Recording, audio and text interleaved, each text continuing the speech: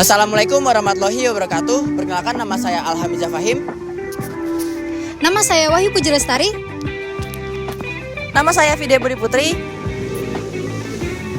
Nama saya Benjamin Hasan Muda. Kami dari tim Rotary Trade Drying dengan dosen pembimbing Pak Bambang Setyoko, Sarjana Teknik Magister Engineering. Di sini kami akan mendemonstrasikan dari Rotary Trade Drying ini, yang mana Rotary Trade Drying ini diperuntukkan untuk pengeringan bahan pangan dengan bentuk irisan. Pembusukan adalah proses alami yang terjadi ketika bahan organik seperti makanan atau makhluk hidup mengalami perubahan kimia akibat aktivitas mikroorganisme seperti bakteri dan jamur. Pembusukan lebih cepat terjadi pada makanan yang basah dan lembab. Salah satu cara untuk mempertahankan kualitas makanan dan mencegah kerusakan makanan adalah dengan metode pengawetan. Makanan yang diawetkan dapat memperlambat terjadinya proses pembusukan. Terdapat berbagai cara metode pengawetan, salah satunya adalah menggunakan teknik pengeringan. Pengeringan menyebabkan kadar air dalam makanan berkurang sehingga dapat memperlambat proses pembusukan. Untuk mengatasi permasalahan tersebut, Prodi Rekayasa Perancangan Mekanik Universitas Diponegoro membuat alat Rotary Trade Drying atau pengering rak berputar dengan kemampuan mengeringkan bahan pangan secara merata, sehingga umur simpan bahan pangan menjadi lebih lama. Dalam sistem ini, bahan yang akan dikeringkan ditempatkan pada rak yang berputar secara teratur, memungkinkan distribusi panas dan aliran udara yang lebih merata. Pengeringan rak berputar sangat efektif dalam mengurangi kelembapan, mencegah pertumbuhan jamur dan bakteri pada bahan yang dikeringkan.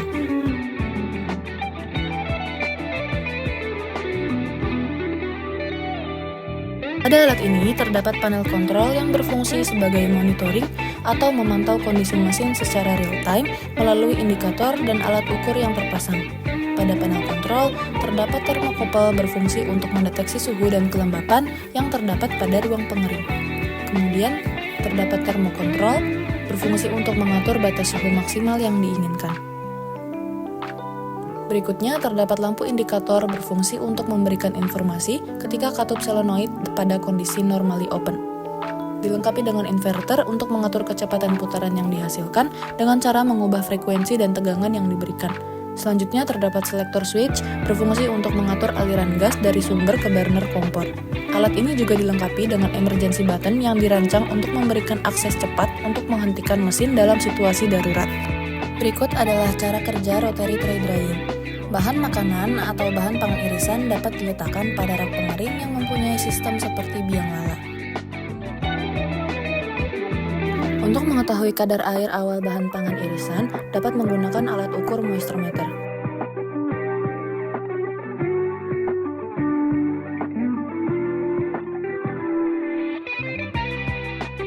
Selanjutnya, kita dapat mengatur kecepatan putaran poros transmisi dengan menggunakan inverter.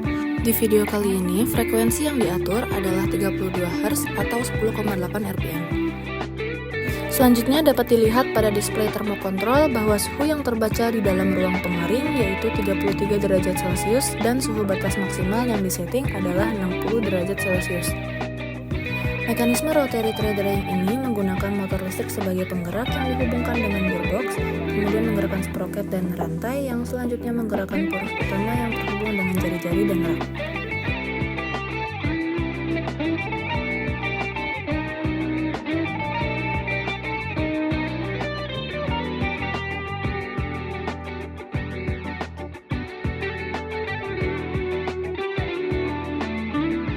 Pada tabung gas, di sini menggunakan regulator gas berkatup manual yang dapat diputar sesuai kebutuhan penggunaan gas.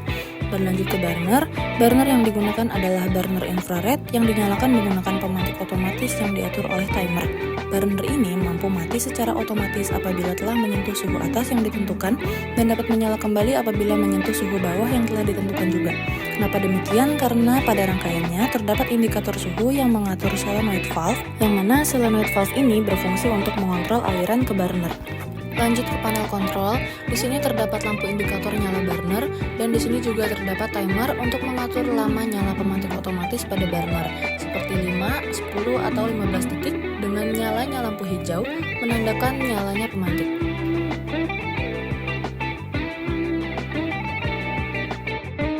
Dan nyala lampu merah menandakan matinya pemantik. Selanjutnya, kita periksa kadar air secara berkala tiap satuan waktu untuk mengetahui pengurangan kadar air pada saat proses pengeringan.